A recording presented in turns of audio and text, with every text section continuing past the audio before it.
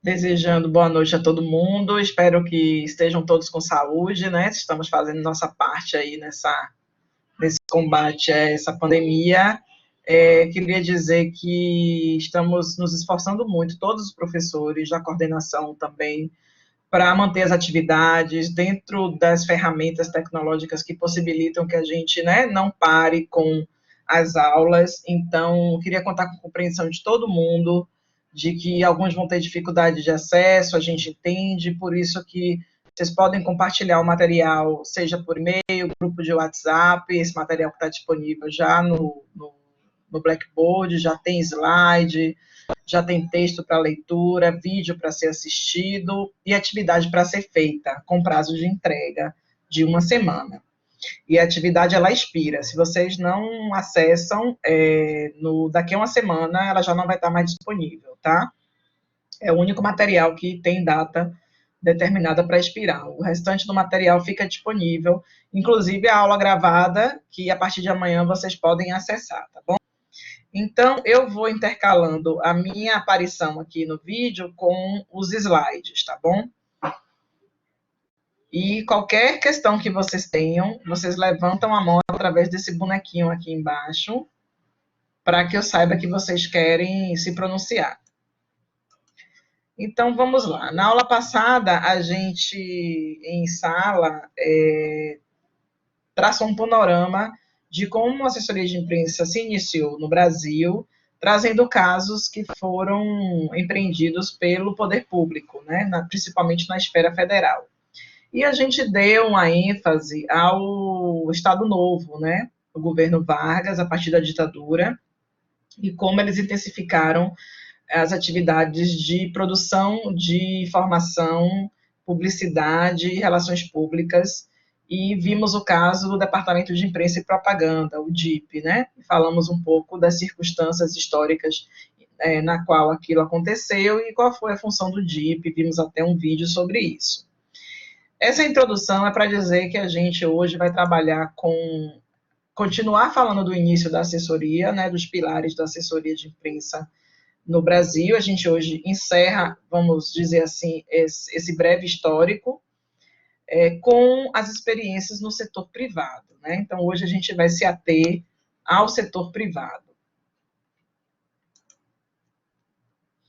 Essa é a nossa aula de número 5, nós já tivemos 4 encontros presenciais, né? Na semana passada nós não tivemos, mas essa aula será reposta ou aqui pelo ambiente virtual, caso perdure por muito tempo esse nosso isolamento, ou presencialmente assim que as aulas retornarem, tá bom?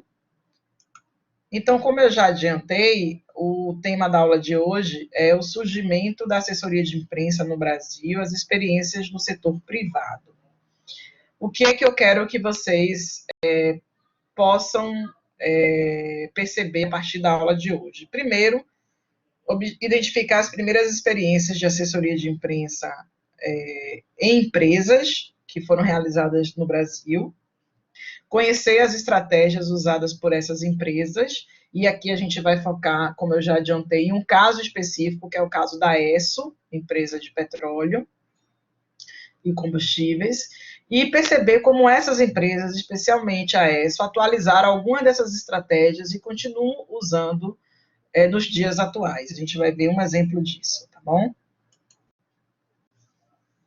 Então, a primeira experiência no setor privado, que é registrado pelos pesquisadores da área de relações públicas e assessoria de imprensa, é da Light.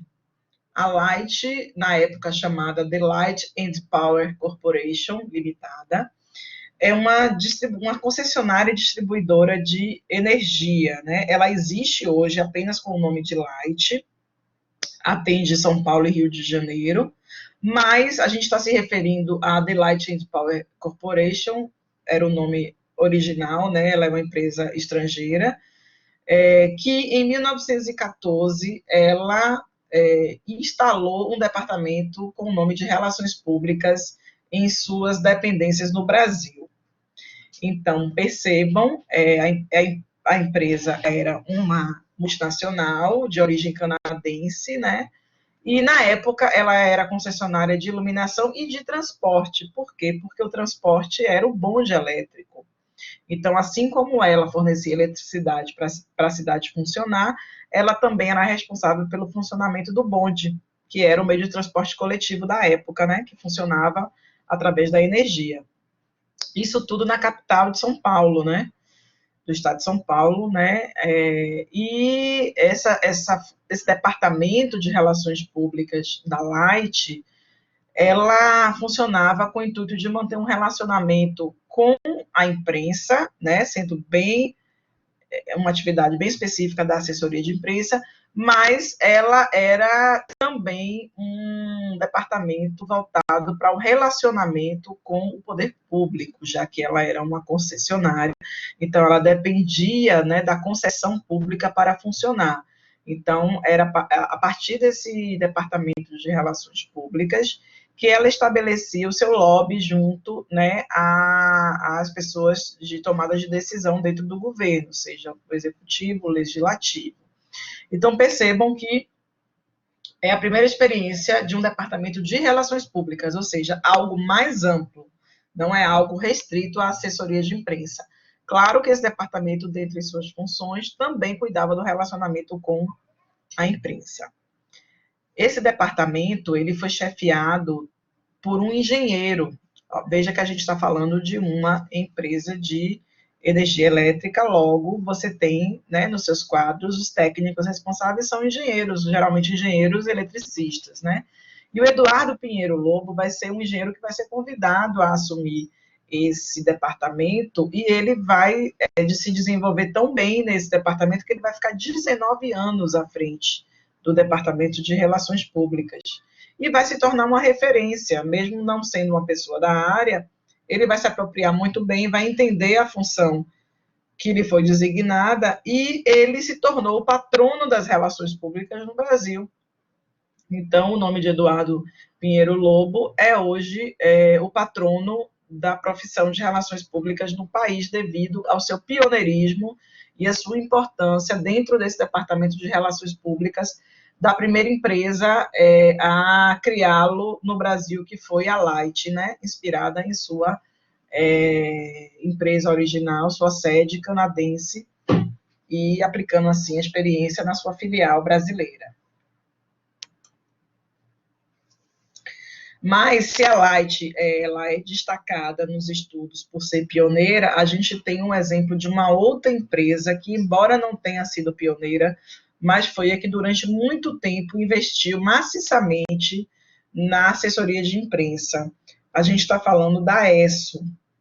Nos anos 50, a divulgação institucional se estabelece, e essa empresa, também uma multinacional, vai trazer a experiência do seu país de origem, os Estados Unidos, para o Brasil. Vejam que a gente está falando de dois casos semelhantes, são duas multinacionais que trazem suas experiências de relações públicas e de assessoria de imprensa dos seus países de origem, a Light, o Canadá, a ESSO, os Estados Unidos, e vão implantar isso nas suas filiais brasileiras, né? A ESSO, ela tinha uma motivação muito específica. Ela estava em um momento muito delicado de imagem no Brasil. Por quê? Porque na década de 50, 40 para 50, a gente vai ter um processo de criação e fortalecimento da Petrobras. E, principalmente na década de 50, vai existir uma campanha por parte do governo federal, que vai ser abraçada pela sociedade brasileira, de estatização da exploração do petróleo. Até então, o petróleo poderia ser explorado por outras empresas, como a ESSO, por exemplo.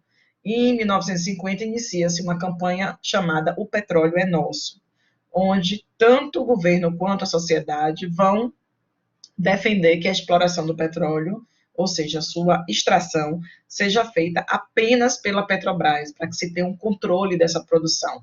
E, a partir daí, a Petrobras vender para refinadoras, né, e fabricantes de combustíveis, como a ESSO, por exemplo.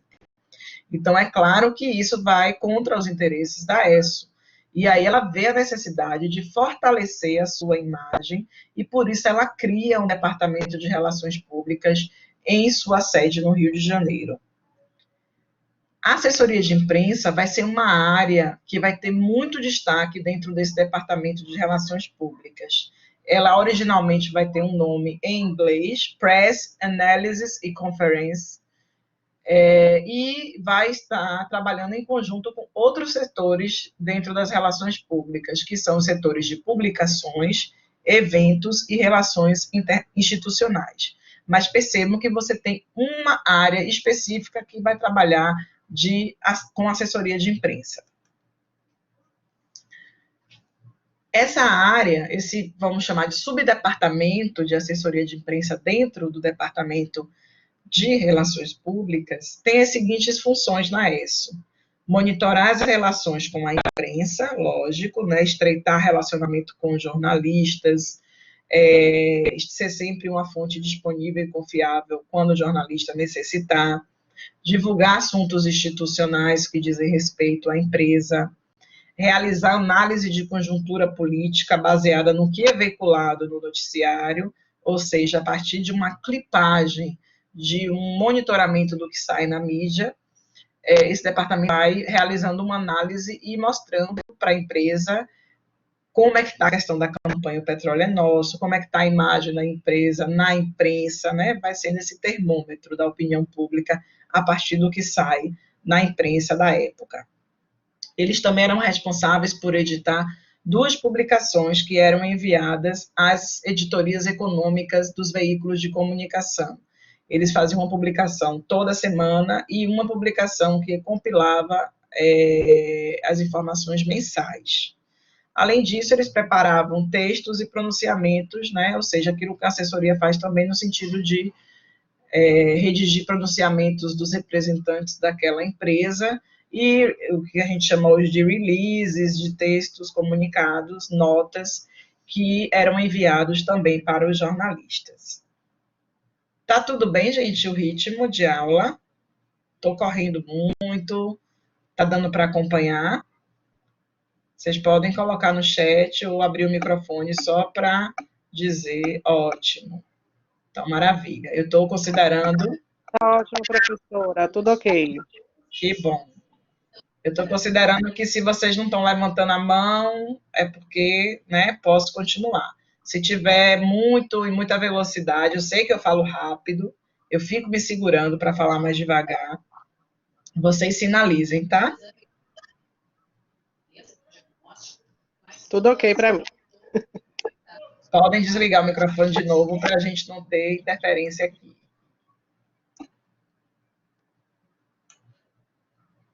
Tá todo mundo sem conversar, que maravilha, né? Só assim para eu conseguir que vocês não conversem. Ô, gente, mas não, é bom. O burburinho também, o calor humano é maravilhoso, né? Mas vamos lá. O profissional responsável por esse departamento de assessoria de imprensa da ESSO vai ser o Ney Peixoto do Vale. Na época ele era muito jovem, ele tinha apenas 23 anos, e era repórter político do jornal Diário Carioca. Lembre-se que a gente está falando da empresa que estava localizada no Rio de Janeiro, então capital da República, né? E ele é convidado para assumir o departamento de assessoria, né? E ele vai ser responsável pela profissionalização dessa assessoria de imprensa realizada pela ESSO. Ele vai aperfeiçoar estratégias que já existiam e ele vai criar novas estratégias, como a gente vai ver agora. O Ney Peixoto do Vale, diferente da experiência da Light, ele é um profissional que atuava, né, ele era jornalista, atuava num veículo de comunicação. Então, como eu adiantei, o Ney Peixoto do Vale, ele vai reformular algumas estratégias, a exemplo de um programa de rádio, que vocês já devem ter ouvido falar, que era o Repórter ESSO. Ele vai fazer algumas alterações e vai conseguir que o programa de rádio, que já tinha uma boa inserção, vire líder de audiência, nos horários em que era veiculado. Além disso, ele vai propor também que o Repórter ESSO passe a ter uma versão para a televisão. Claro que isso alguns anos após, quando a televisão chega ao Brasil na década de 50. Outra estratégia criada por Ney vai ser o Prêmio ESSO de reportagem na época. que atualmente se chama Prêmio, a gente vai ver, o nome já mudou, não é nem ESSO, mas é ExMobil, que é o nome da empresa atualmente, de jornalismo. E, além do programa Repórter ESSO no rádio, na TV e do Prêmio ESSO de reportagem, o Ney Peixoto do Vale, ele vai implementar também um programa de estágio para jornalistas que trabalhavam no interior dos estados brasileiros, para que eles venham com despesas pagas e bolsas pagas para trabalhar nos principais veículos de comunicação do Rio de Janeiro e de São Paulo. Então, vejam que essas duas estratégias de criar o prêmio e de lançar um programa de estágio para jornalistas, claramente está no intuito de conquistar o jornalista. Dizer que isso valoriza a profissão e quer tornar essa valorização um reconhecimento público com prêmio e quer investir naquele jornalista no momento em que oferece um estágio em um grande veículo de comunicação a partir de uma parceria da ESSO com esses veículos. Então, claramente são estratégias de conquista, aproximação, né, da categoria.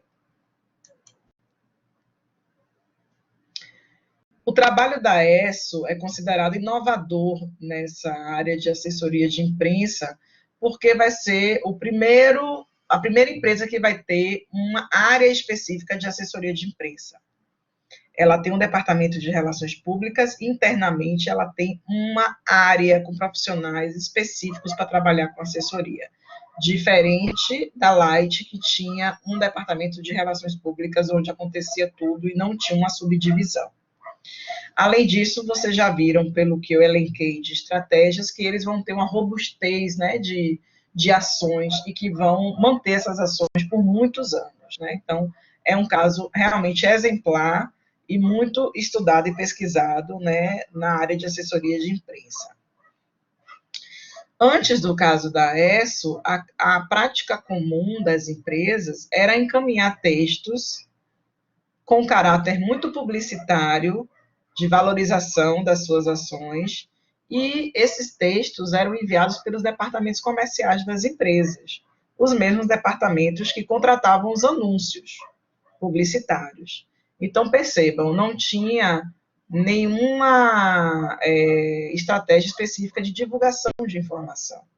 As informações elas eram misturadas com material publicitário. Então, isso gerava muitos atritos, né? Os meios de comunicação recebiam aquilo e não sabiam se era uma informação para ser veiculada de maneira paga ou se era apenas uma informação institucional.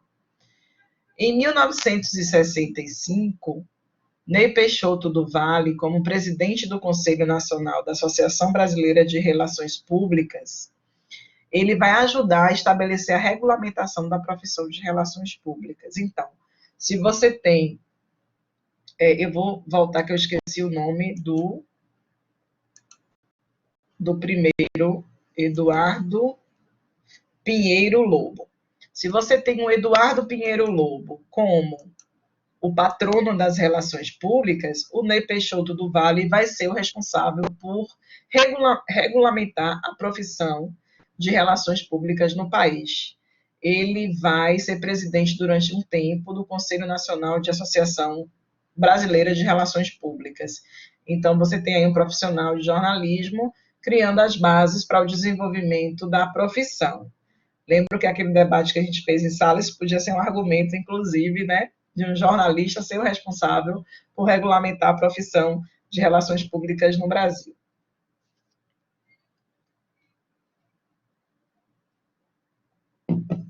Mas vamos continuar com o caso ESSO. Dentro das estratégias da ESSO, o Repórter ESSO é um caso muito emblemático. Ele é criado inicialmente como um programa de rádio em 1941 pela ESSO e é veiculado no Brasil pela Rádio Nacional do Rio de Janeiro e Rádio Record de São Paulo. Percebam que era um noticiário inicialmente realizado por uma agência de publicidade norte-americana, que é a McCann Erickson. E ele era retransmitido por emissoras de Minas Gerais, do Rio Grande do Sul e de Pernambuco. Ele tinha edições diárias de 5 minutos apenas, que eram exibidas 4 vezes ao dia, horários pela manhã, pela tarde e 2 vezes à noite. E como uma estratégia também de marketing, o Ney ele vai lançar um concurso nacional para escolher, em 1944, um novo apresentador para o Repórter ESSO. Percebam que em 41 ele é criado, o Ney do Vale ainda não está à frente do departamento. Quando ele passa a estar à frente, 2 anos depois, ele cria esse concurso como uma maneira de projetar o nome do programa, né, Repórter ESSO, e da própria empresa. Então, você promove uma ação de marketing nacional, onde as pessoas se envolvem na escolha, né, de quem seria aquele que elas gostaram mais para apresentar o programa, e você gera uma expectativa dessa pessoa estreando o programa, e claro, você vai ter um aumento de audiência, né, desse programa, sendo o concurso também uma grande estratégia da empresa naquela época. O programa Repórter ESSO tinha como slogan: o primeiro a dar as últimas. O primeiro programa a dar as últimas notícias, né?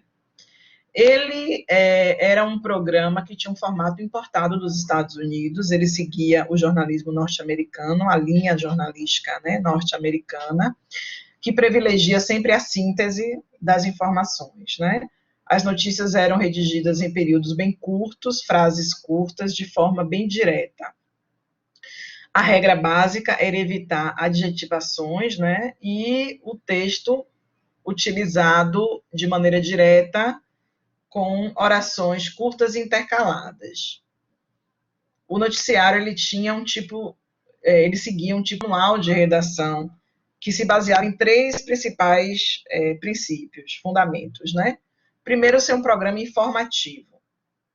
Segundo, não comentar as notícias, ou seja, usar o gênero informativo, esquecer o gênero opinativo e nunca comentar as notícias, porque aí você estaria dando a opinião, né, e não era o intuito da empresa desenvolver qualquer tipo de opinião sobre as notícias.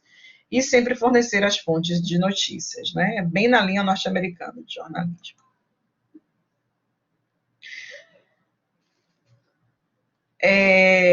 Vamos entender um pouco por que a ESSO vai dedicar, durante muitos anos, o Repórter ESSO vai ficar no ar algumas décadas, a produzir. Ela não é uma empresa de comunicação. Por que ela vai se dar o trabalho de produzir um programa, ter custos de equipe para isso, e ainda comprar horário, seja na rádio, posteriormente na TV, para exibir esses programas, né? Apenas como uma função social pública, de ajudar o público a se informar, mas para isso o público tem os meios de comunicação já instituídos. As próprias rádios onde eles veiculavam os programas têm seus rádios-jornais, seus telejornais, no caso das emissoras de TV, né? Por que a ESSO produzir um noticiário, né? Já que ela é uma empresa de petróleo, de refino, de produção de combustível, qual é o interesse para além de trabalhar a imagem institucional? A gente tem que pensar que a gente está falando de uma multinacional norte-americana, uma grande corporação alinhada aos interesses de Estado norte-americano. Então, a gente tem um processo de expansão imperialista norte-americana que tem o intuito de divulgar pelo mundo tanto o modo de vida norte-americano, mas especificamente na década de 40, de fazer com que o mundo visse a guerra que estava acontecendo no continente europeu, a Segunda Guerra Mundial, como uma batalha a partir dos olhos norte-americanos, que a versão da guerra fosse contada pelos norte-americanos e assim justificar a participação dos aliados liderados pelos Estados Unidos de intervenção na Alemanha, na Itália e os países, né, conquistados pela Alemanha nazista, e fazer que o mundo entendesse a importância norte-americana nesse conflito. Então, durante a Segunda Guerra, o Repórter S vai se consolidar como a principal fonte de informação do povo brasileiro sobre a guerra, porque eles vão ter as agências de notícia norte-americanas no continente europeu, o Repórter S comprando essas informações a partir dessas agências e produzindo seu noticiário com essas fontes norte-americanas. O noticiário Repórter S, ele faz parte, então, dessa estratégia imperialista norte-americana e dessa política de boa vizinhança que os Estados Unidos começam a estabelecer com os países da América Latina, né? Então, percebam, nessa época, 14 países da América Latina estão retransmitindo o Repórter S em suas línguas originais. 59 rádios na América Latina vão estar transmitindo o programa Repórter S, né? Então, como estratégia imperialista, o rádio vai ser utilizado durante a Segunda Guerra para neutralizar as influências nazistas na América Latina, principalmente no Brasil, né, país que tem uma grande presença de imigrantes alemães, italianos e também japoneses. Então, percebam, na aula passada, a gente falou do alinhamento ideológico de Getúlio Vargas com os nazistas e os fascistas. Então, há uma preocupação norte-americana de estar presente no território brasileiro e apresentar uma versão norte-americana dos fatos. A importância dos aliados, a importância dos Estados Unidos em interceder na guerra. E enfraquecer, assim, a simpatia nazista que o governo de Getúlio Vargas já estabelecia, né, com os governos de Hitler, a ditadura de Hitler e de Mussolini.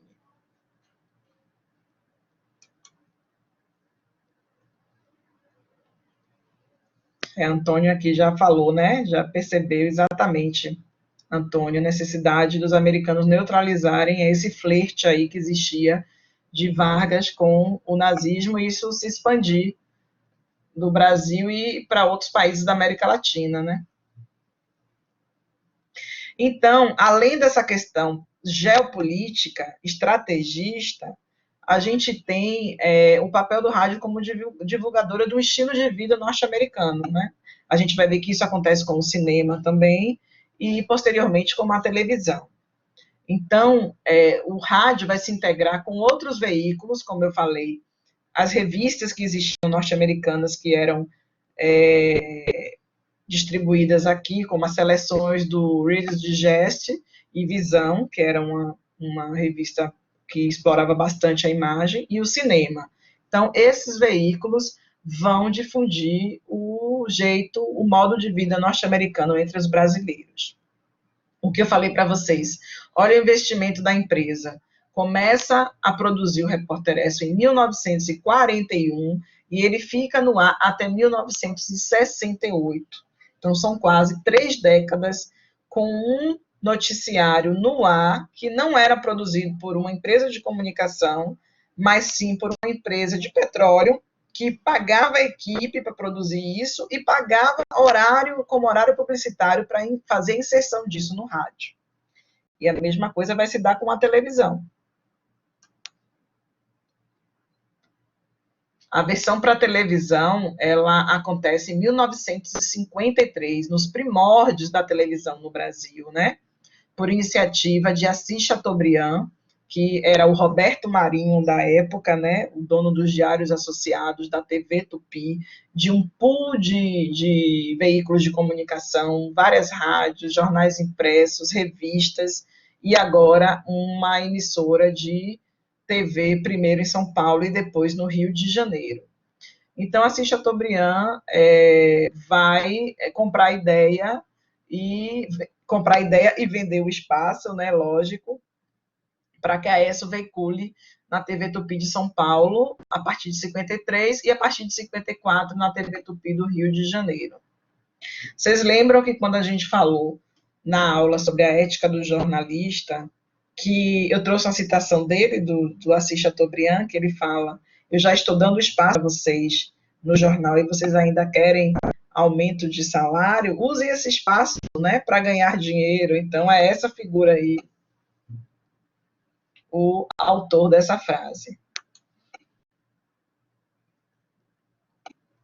Então, aí vocês têm uma imagem da época, do cenário, né, do que era o Repórter S para a TV, refletia a estrutura de cenário do seu original que existia nos Estados Unidos, seguia tanto em termos de narrativa, com uma questão de enquadramento do plano americano, né, todas as linhas do telejornalismo dos Estados Unidos, como eu já falei, assim como no rádio, também tinha duração na TV de 5 minutos, com várias exibições ao dia, e se ele começou em 53, ele foi até 1970. Então, são aí 17 anos de programa na televisão, também bastante tempo, se a gente considerar os custos de televisão, né?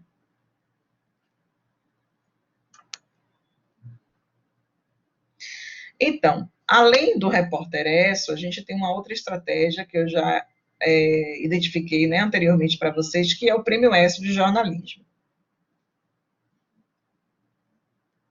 Criado também na mesma época da campanha do Petróleo é Nosso, com o intuito de reforçar as estratégias da ESSO de melhoria da sua imagem junto à sociedade civil brasileira, né? Então, em resposta a esse contexto pouco favorável, que estava demonizando as empresas estrangeiras e acusando-as de roubar o petróleo no sentido de que extraíam a um preço muito barato, né?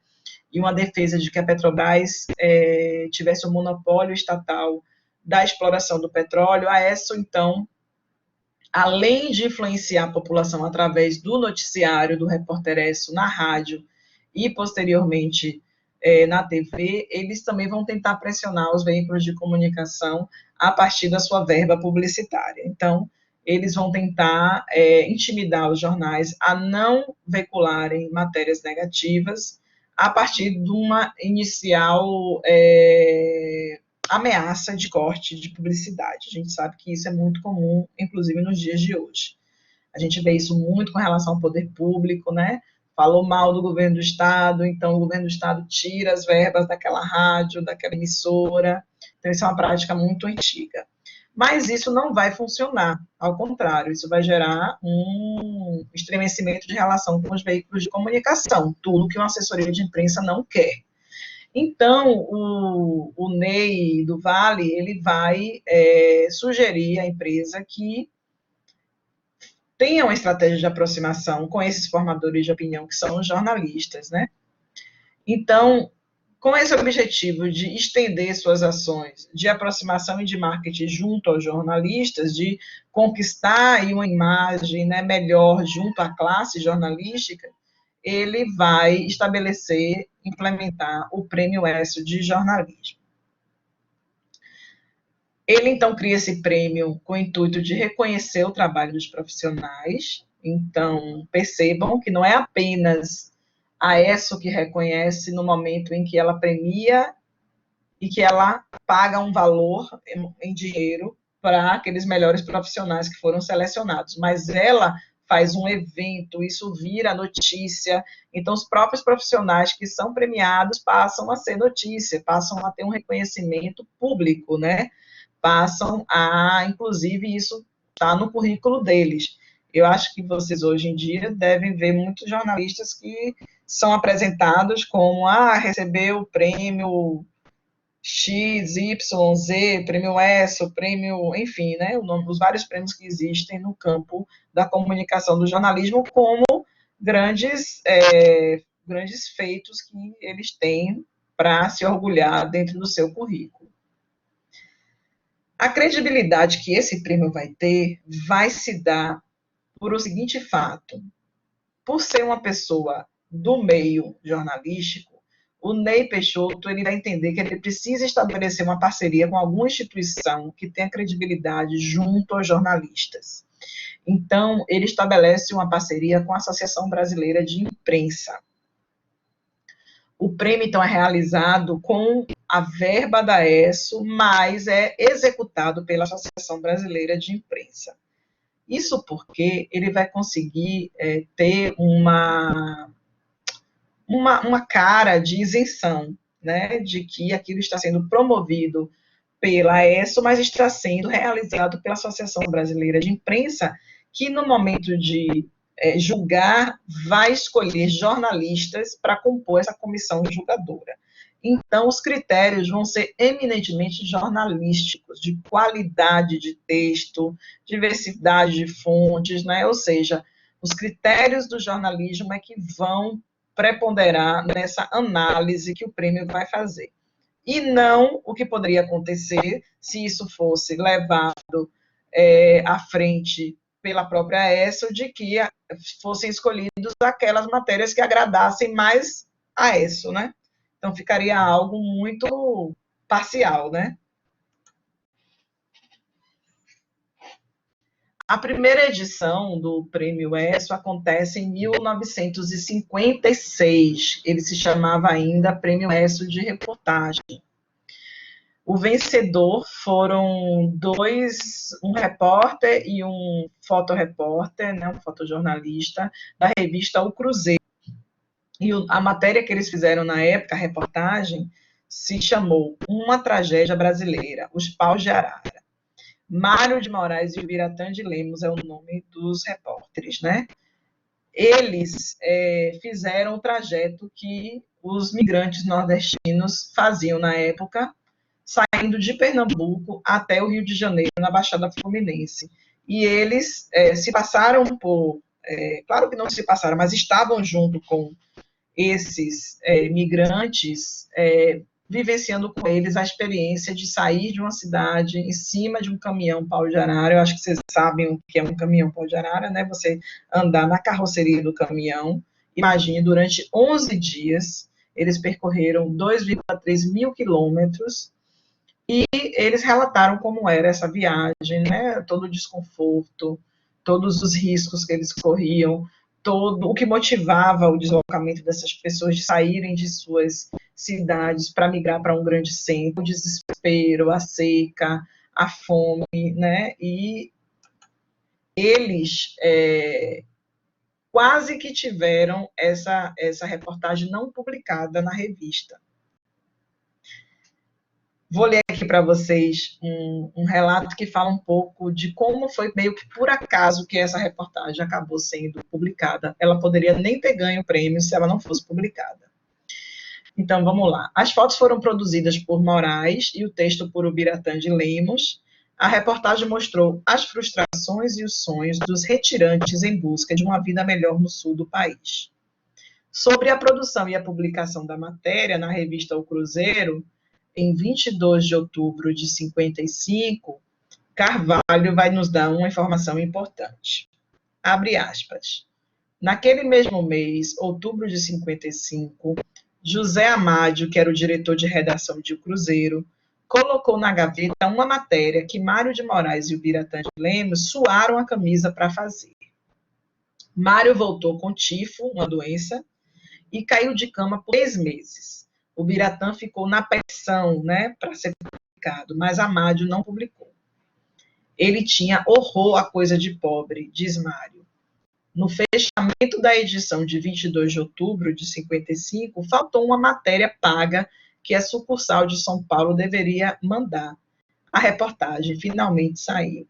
Então, veja, por obra do acaso, ela era o que a gente chama de uma matéria fria, né? Ela era uma matéria factual que tratasse de algo que tinha acontecido nos últimos instantes, mas era uma grande reportagem que custou a esses dois profissionais até a saúde deles, né? Foram 11 dias viajando, então ela devia ser de um realismo muito grande. E não interessava ao editor do Cruzeiro publicá-la. Então ela foi para a gaveta, ela ficou lá guardada. Quando então surge um buraco na programação, né, e eles precisam ter o fechamento do jornal ou da revista, aí surge a oportunidade, por acaso, dessa matéria ser publicada, e aí a grande vencedora do prêmio, né? Imaginem. A primeira edição do prêmio eles já ganham. Como eu falei para vocês, a gente pode ter esse prêmio como um exemplo de estratégia que começou lá em 1953, 56, e que existe até hoje. hoje com o nome de Prêmio ExxonMobil de jornalismo, mas continua sendo patrocinado pela empresa, pela mesma empresa, porque houve uma mudança, né, na marca. E aí a gente tem, eu destaquei aqui uma reportagem que foi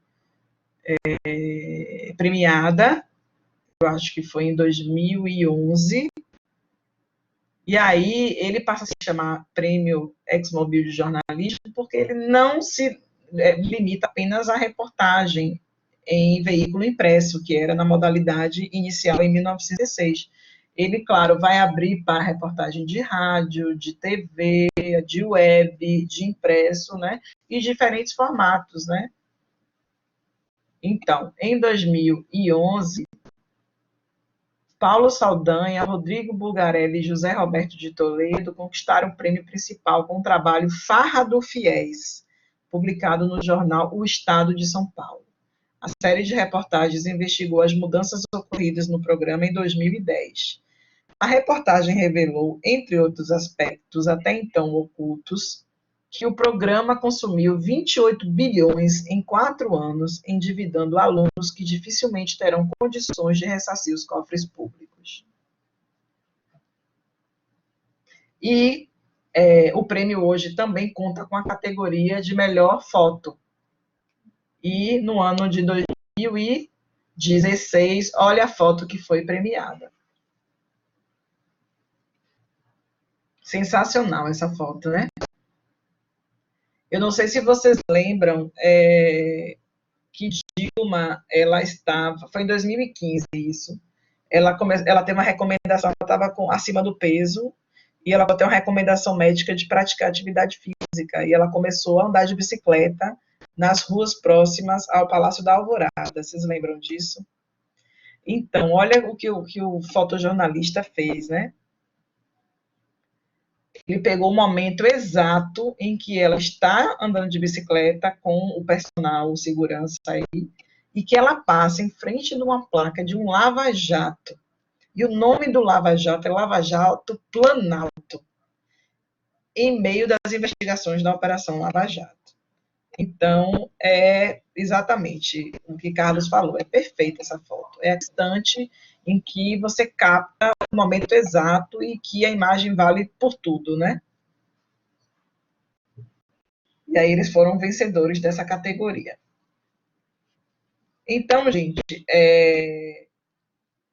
o intuito dessa aula de hoje era apresentar para vocês a experiência da Light como a pioneira, a da ESSO como a mais importante, não é à toa que é a mais estudada, mas existem uma série de outras empresas que, nesse mesmo período, também iniciaram ações de assessoria de imprensa. Por isso que eu estou deixando no Blackboard o texto Assessoria de Imprensa no Brasil, de Jorge Duarte.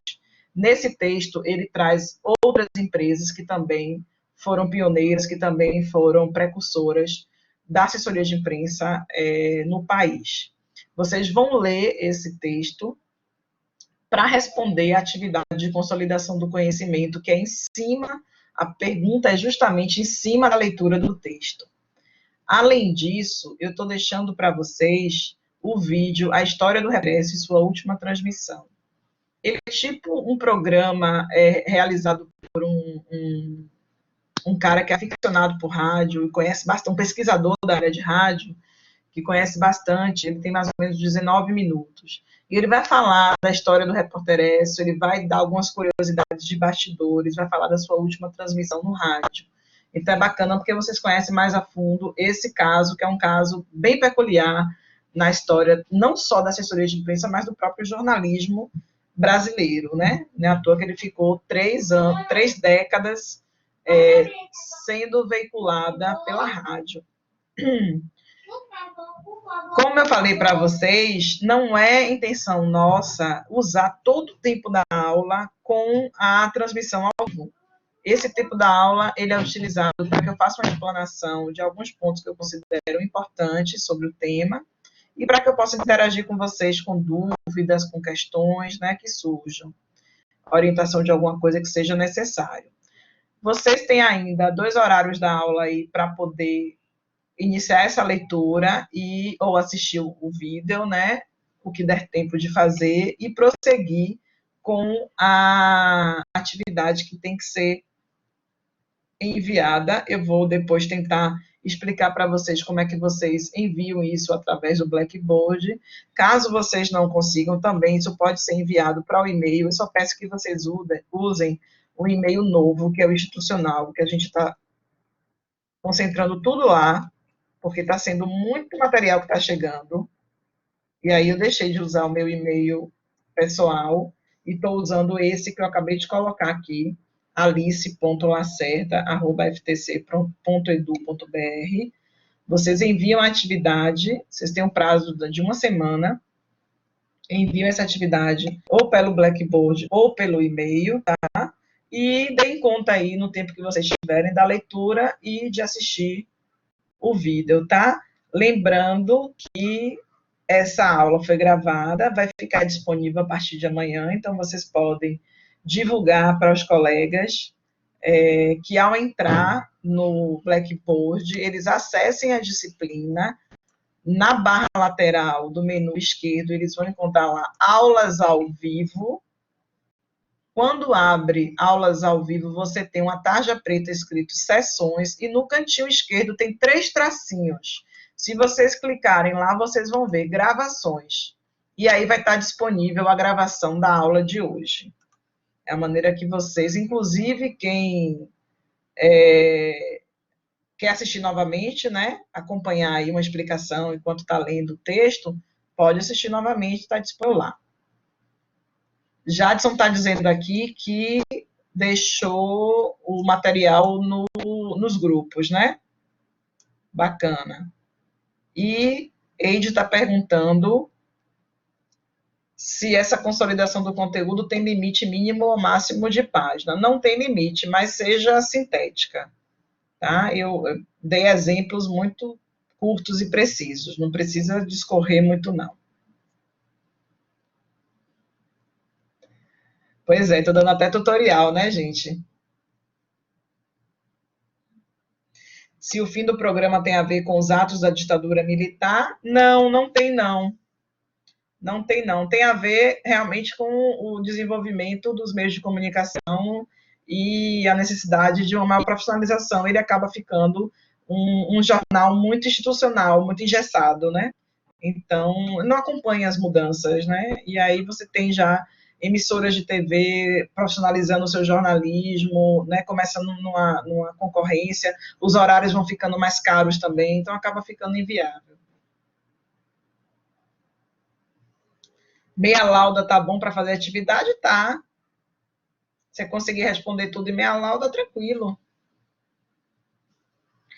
Viu, gente? Então é isso. Eu queria deixar aberto aqui se vocês têm alguma dúvida. Percebam que nas referências eu utilizei esse texto do Jorge Duarte que eu estou deixando para vocês. Além disso, tem aquele livrinho que é assessoria de imprensa. Ele não está disponível, eu acho, online, mas vocês acabam achando tudo nessa internet, né? Mas esse livro ele é bem pequenininho. Eu acho que o Assessoria de Imprensa no Brasil é um texto bem completo para dar esse panorama. Júlia, consolidação de conteúdo é uma atividade. Se você entrar no Blackboard, se você entrar na disciplina, na semana da aula de hoje, você vai ver que tem um arquivo. Quando você abrir, vai ter lá uma questão de atividade para você responder. Ótimo. Alguém quer fazer alguma pergunta? Eu vou parar a gravação, porque para fins de conteúdo,